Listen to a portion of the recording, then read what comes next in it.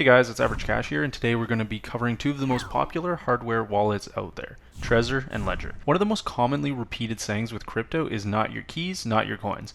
What this refers to is the fact that any wallet that is run by another service, such as an exchange, isn't really your wallet. So if the site is down or it's going through some turbulence, you won't have access to what is rightfully yours. So how is someone supposed to have their own keys and thus their own coins? A hardware wallet like a Trezor or a Ledger is the best solution. There's next to no technical aptitude required, and they both generate their keys in a completely secure and safe fashion. With these wallets, you have complete control over your crypto that cannot be taken away from you under any circumstances. That sounds great and everything, but which hardware wallet is the better choice? Before we get going, I'd like to remind everyone that up-to-date links with discount codes can be found in the description of this video to ensure you purchase a genuine product at the best price available. First, I'll talk about the Ledger. So my first hardware wallet was a Ledger device, and I've been repeatedly impressed by what it has to offer. Starting with the physical attributes, the Ledger is shaped like a USB key and is made of a sturdy plastic body with a stainless steel protective outer shell that rotates around the body itself. On top of the device and the connective cable, a lanyard is thrown in that can be put around the loop on the plastic body if you're the kind of person that could use the extra help keeping track of this tiny device that holds your valuable crypto. Another thing that is absolutely fantastic is that there are multiple small sheets included in the box you can use to write down the 24 seed words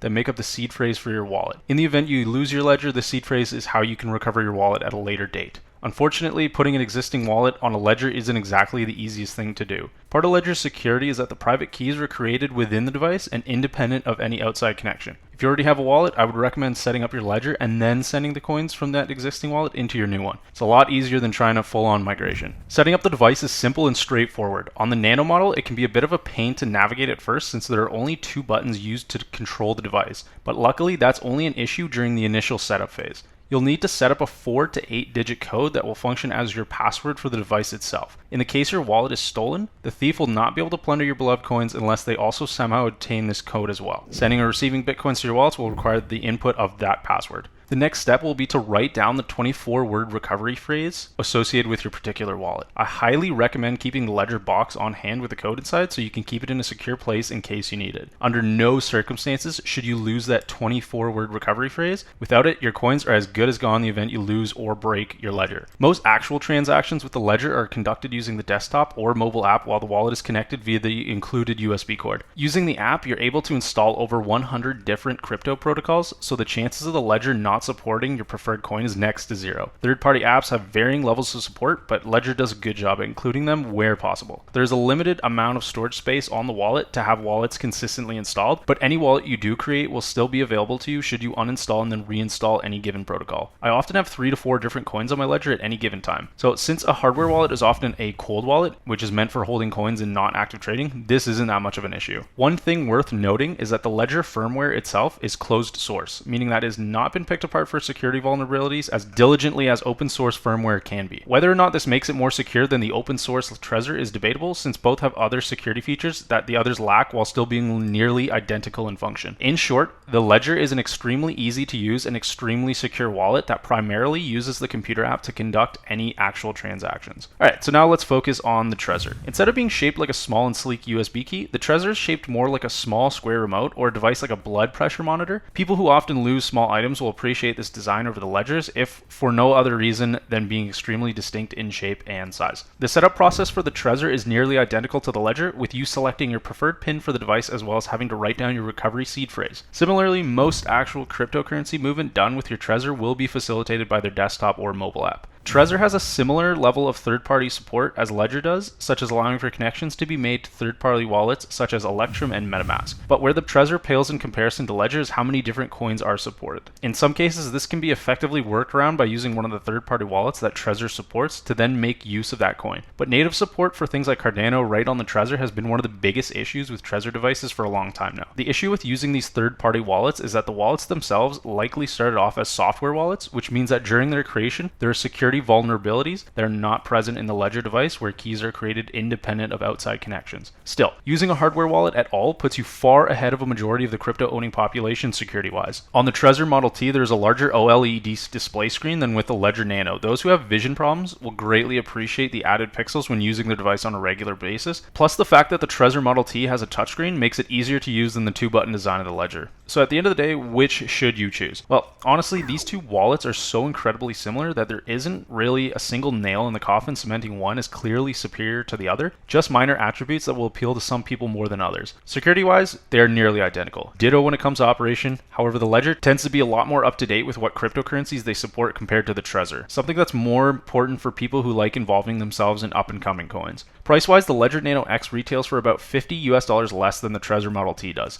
so really it's a matter of how much the touchscreen and wider shape matter to you, as well as the increased support for different coins the Ledger has. If you want a slightly easier to use device that is also a pinch harder to lose, the Trezor Model T ends up becoming a compelling case. If up-to-date functionality and a small, sleek, and secure design matters more to you than the physical attributes of the device itself, then the Ledger Nano X inches itself into the winning spot. And remember, there are links to both products with discount codes right in the description, so don't settle for anything less than the best deal. I hope that this video helps you to make a choice as to which hardware wallet you're going to go with, or that you just appreciate being able to learn more about both devices. Like and subscribe, and don't forget to comment if there's any specific questions you'd like answered. Bye guys.